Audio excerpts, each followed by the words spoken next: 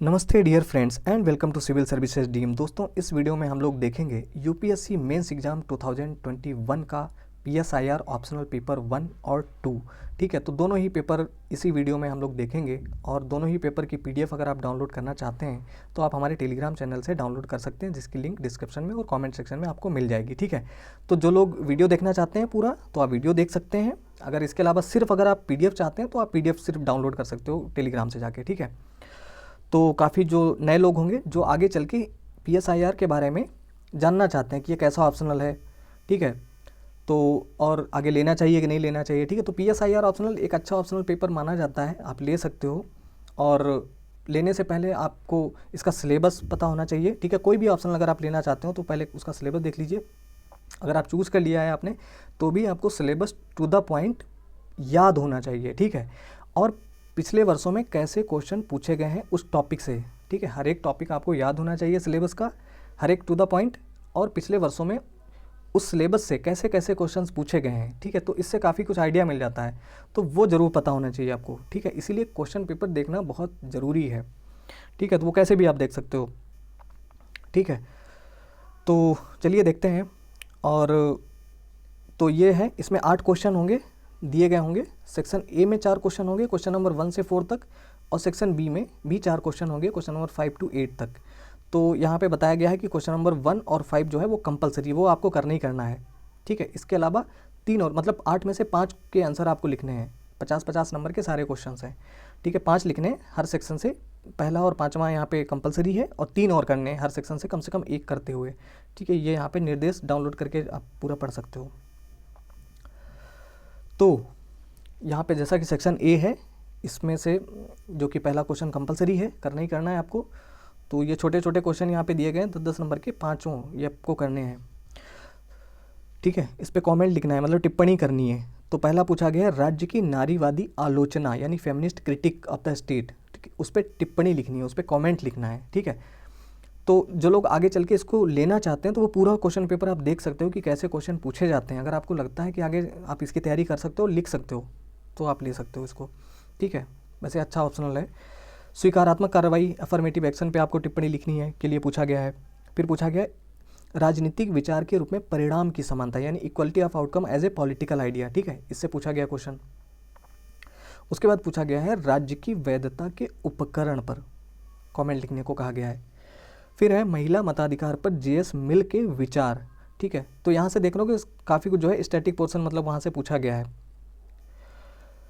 ठीक है, तो ये पहला क्वेश्चन था जो कि कंपलसरी था। इसके बाद आप यहाँ पे मतलब 4 क्वेश्चन दिए गए हैं सेक्शन ए में, 4 में मैक्सिमम 3 ही कर सकते हो आप। ठीक है, चारों नहीं करने हैं, ऐसा निर्देश में दिया गया है। तो चाहे सेक्शन ए से आप 3 कर लो और सेक्शन बी से आप 2 कर लो, या फिर सेक्शन ए से 2 कर लो और सेक्शन बी से 3 कर लो। ठीक है, तो ऐसा कर सकते हो। तो दूसरा क्वेश्चन है, यहाँ पे पूछा गया रॉल्स ने उदारवाद में न्याय के विचार को कैसे समृद्ध किया है। ठीक है, तो ये 20 नंबर का क्वेश्चन है। फिर पूछा गया है राजनीतिक सिद्धांत में व्यवहारवादी उपागम के महत्व का परीक्षण कीजिए, इसका पतन कैसे हुआ। देखो, ये हिंदी के कुछ टफ वर्ड, अगर आपका हिंदी माध्यम है तो उनका अर्थ अगर आपको नहीं पता है तो उनको आप नोट कर लिया करें, जैसे क्वेश्चन पेपर में ही पता चल जाए। उपागम का मतलब होता है अप्रोच। ठीक है, तो राजनीतिक सिद्धांत में व्यवहारवादी उपागम के महत्व का परीक्षण कीजिए, इसका पतन कैसे हुआ, ये पूछा गया। अगला क्वेश्चन है क्या मानव अधिकारों की सार्वभौमिक अवधारणा हो सकती है, अपने तर्क दीजिए। ठीक है, तो ये क्वेश्चन नंबर 2 था 50 नंबर का। इसके बाद क्वेश्चन है कि थर्ड का ए राजनीति के अरस्तुवादी दृष्टिकोण की व्याख्या कीजिए। मतलब अरस्तु का क्या दृष्टिकोण है राजनीति के बारे में।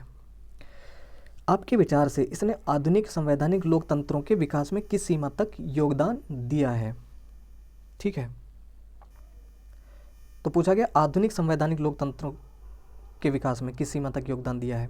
ठीक है, तो रिलेट करके पूछा गया है। इसके बाद अगला क्वेश्चन है कि जब एक राष्ट्र कला और शिक्षा विहीन हो जाता है तब वह निर्धनता को आमंत्रित करता है। तो सर सैयद अहमद खान का ये वाक्य है। इस कथन के संदर्भ में एक आधुनिक भारत के सुधारक के रूप में सर सैयद अहमद खान की भूमिका का मूल्यांकन कीजिए। ठीक है, तो ये पूछा गया। इसके बाद पूछा गया राजनीतिक विचारधारा मुख्यतः सत्ता के आवंटन और उपयोग से संबंधित है, टिप्पणी कीजिए, इस पर कमेंट लिखना है।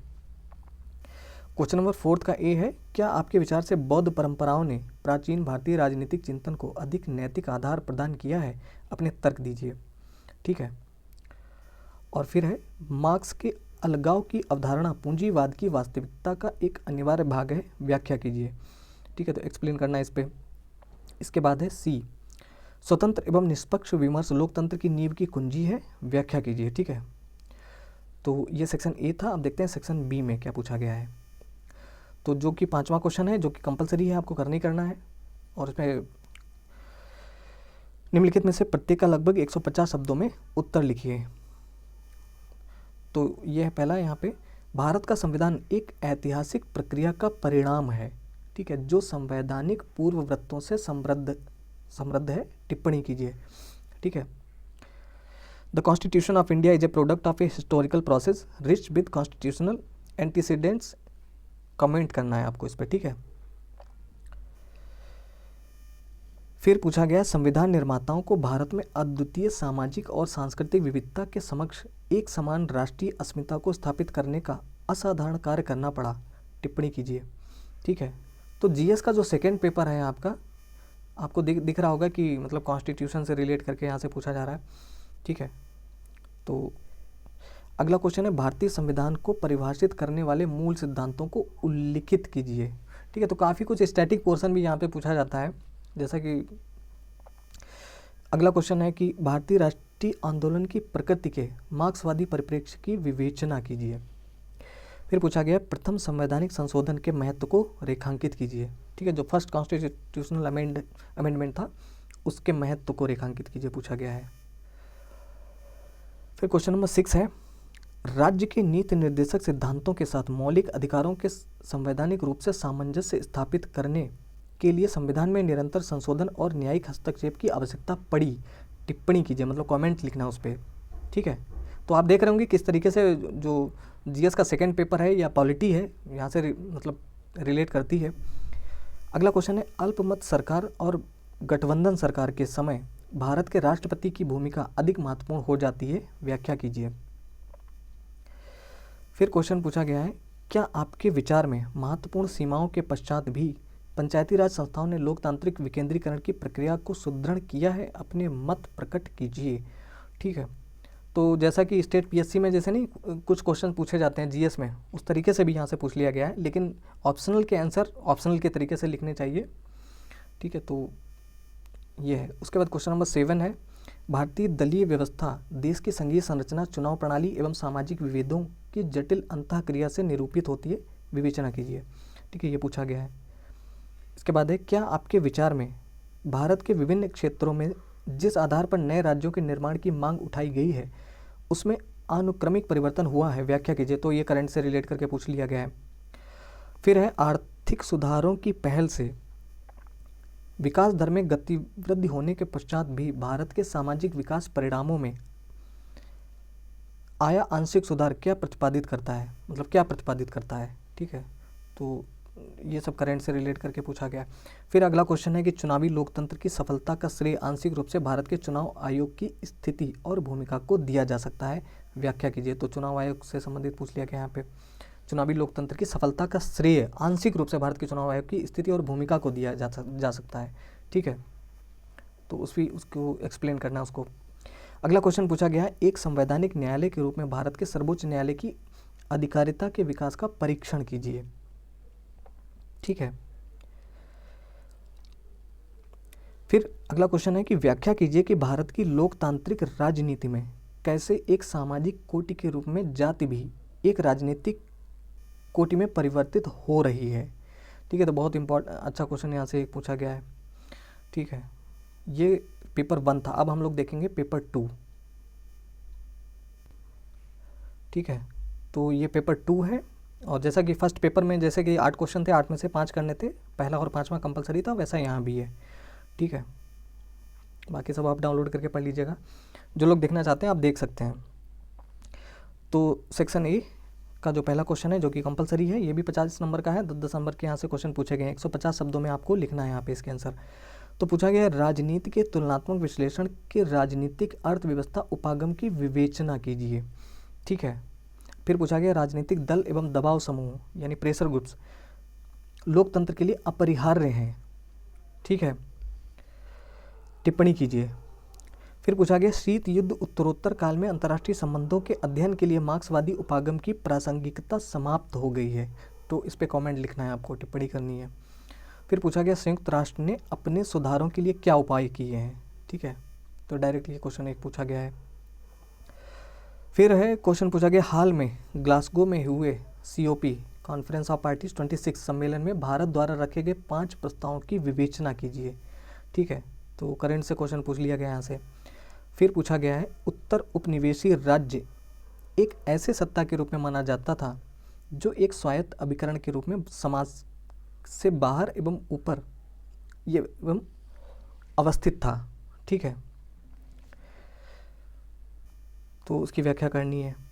फिर अगला क्वेश्चन है नव यथार्थवाद के उद्भव एवं इसके आधारभूत सिद्धांतों की विवेचना कीजिए। अगला क्वेश्चन है जटिल अन्योन्याश्रयता से आप क्या समझते हैं, यानी कॉम्प्लेक्स इंटरडिपेंडेंस, ठीक है, से आप क्या समझते हैं। अंतर्राष्ट्रीय व्यवस्था में पारराष्ट्रीय कर्ताओं की भूमिका की विवेचना कीजिए, ठीक है। हिंदी थोड़ी सी टफ हो, मतलब उसको ट्रांसलेट गलत तरीके से किया जाता है यहाँ पे, तो आपको इंग्लिश जो इसका वो भी सेक्शन है वो भी देखना चाहिए अगर आपका हिंदी माध्यम है तो भी, ठीक है। अगला क्वेश्चन है विकासशील देशों के संदर्भ में निर्वाचन प्रणालियों एवं विभेदों का दलीय व्यवस्थाओं के निरूपण के प्रभाव की व्याख्या कीजिए, ये पूछा गया है। उसके बाद एक क्वेश्चन यहाँ से डायरेक्ट पूछा गया है कि वैश्वीकरण क्या है, मतलब व्हाट इज़ ग्लोबलाइजेशन, वैश्वीकरण एवं इसके परिणामों के संदर्भ में इतनी गहन बहस क्यों है, ठीक है, तो ये पूछा गया है। अगला क्वेश्चन है थर्ड, एक प्राधान्यक के रूप में संयुक्त राज्य अमेरिका के पतन एवं परिवर्तनीय अंतर्राष्ट्रीय राजनीतिक व्यवस्था के लिए इसके निहितार्थों का समालोचनात्मक परीक्षण करें, मतलब क्रिटिकली एग्जामिन करना है आपको, समालोचनात्मक परीक्षण करना है। अगला क्वेश्चन पूछा गया है कि आधुनिकीकरण शोध प्रबंध थीसिस का कथन है कि संपन्नता स्थिर लोकतंत्र को संपन्नता जो है वो स्थिर लोकतंत्र को जन्म देती है। आप किस प्रकार भारत को विश्व के सबसे बड़े सफल लोकतंत्र को एक असाधारण उदाहरण के तौर पर देखते हैं, ठीक है जी। तो हर एक जैसे यहाँ पे लिखा ना, हर एक क्वेश्चन से आपको मतलब उसके जो सब टॉपिक्स हैं उससे भी क्वेश्चन आपको सारे टॉपिक्स यहाँ पे कंप्लीट करने हैं, मतलब देखना है क्वेश्चन को। अगला क्वेश्चन है कि एक क्षेत्रीय संगठन के रूप में आसियान की सफलता की व्याख्या कीजिए, डायरेक्ट क्वेश्चन पूछ लिया गया है आसियान से, ठीक है। एक ब्रेग्जिट से पूछा गया, ब्रेग्जिट के संदर्भ में भारत के यूरोपीय संघ के साथ संबंधों की व्याख्या कीजिए, ठीक है, तो ये पूछे गए हैं क्वेश्चन। अब इनमें से जो आपको आते हों उनको आप करिए, नहीं तो छोड़ दीजिए, पहला वाला कंपलसरी है इसमें, ठीक है, बाकी आपके सामने विकल्प तो रहते ही है छोड़ने का। सेक्शन बी में जो है वो क्वेश्चन नंबर 5 जो है कंपलसरी है, जो कि करना ही है, मतलब पूरा आपको करना है क्वेश्चन नंबर 5 ABCD जो भी है, ठीक है। तो यहाँ पे क्वेश्चन नंबर 5 है, 150 शब्दों में आपको आंसर लिखने हैं इनके हर एक के। पूछा गया कि भारत की पूर्व दृश्य नीति यानी लुक ईस्ट पॉलिसी के पूर्व कृत्य नीति यानी एक्ट ईस्ट पॉलिसी, देखो कितना गलत तरीके से यहाँ पे ट्रांसलेट किया गया है, में रूपांतरित होने के सामरिक निहितार्थों की विवेचना कीजिए, ठीक है। Discuss the strategic implications of India's look east policy transforming into act east policy, ठीक है, ये है क्वेश्चन। अगला क्वेश्चन है भारत की विदेश नीति के दार्शनिक आधारों की व्याख्या कीजिए। फिर है WTO में कोविड-19 टीकों पर बौद्धिक संपदा अधिकारों की छूट पर भारत की स्थिति की व्याख्या कीजिए, ठीक है, ये पूछा गया है करंट से। इसके बाद क्वेश्चन है क्वाड के बढ़ते महत्व के बारे में लिखिए, ठीक है। फिर है तालिबान के द्वारा हाल ही में अफगानिस्तान का अधिग्रहण भारत के सामरिक हितों को किस प्रकार प्रभावित करता है, ये पूछा गया है करंट से, ठीक है। तो इसके बाद क्वेश्चन नंबर 6 है, इसका पहला, गुट निरपेक्षता की नीति वैश्विक शक्ति के द्विध्रुवीय वितरण के साथ अपने हितों को अधिकतम करने के लिए भौतिक रूप से कमजोर भारत की ओर से एक तर्कसंगत रणनीति से कुछ अधिक थी, ठीक है, टिप्पणी करनी है आपको इस पर। फिर अगला क्वेश्चन है इसके बाद, भारत एवं चीन के मध्य द्विपक्षीय संबंधों में विवाद के भू रणनीतिक बिंदुओं का परीक्षण कीजिए, ठीक है। अगला क्वेश्चन है इसके बाद, भारत म्यांमार एवं भारत बांग्लादेश सीमा के साथ लगे सजातीय संघर्षों तथा सीमा पार प्रवासन का एक संक्षिप्त विश्लेषण कीजिए, ठीक है। फिर क्वेश्चन नंबर 7 है, दक्षिण एशिया को राजनीतिक और आर्थिक रूप से विश्व का सबसे कम एकीकृत क्षेत्र क्यों माना जाता है, व्याख्या कीजिए। ठीक है, तो ये पूछा गया। इसके बाद है, घटक राज्य भारत की विदेश नीति निर्धारण की प्रक्रिया को किस प्रकार से प्रभावित करते हैं।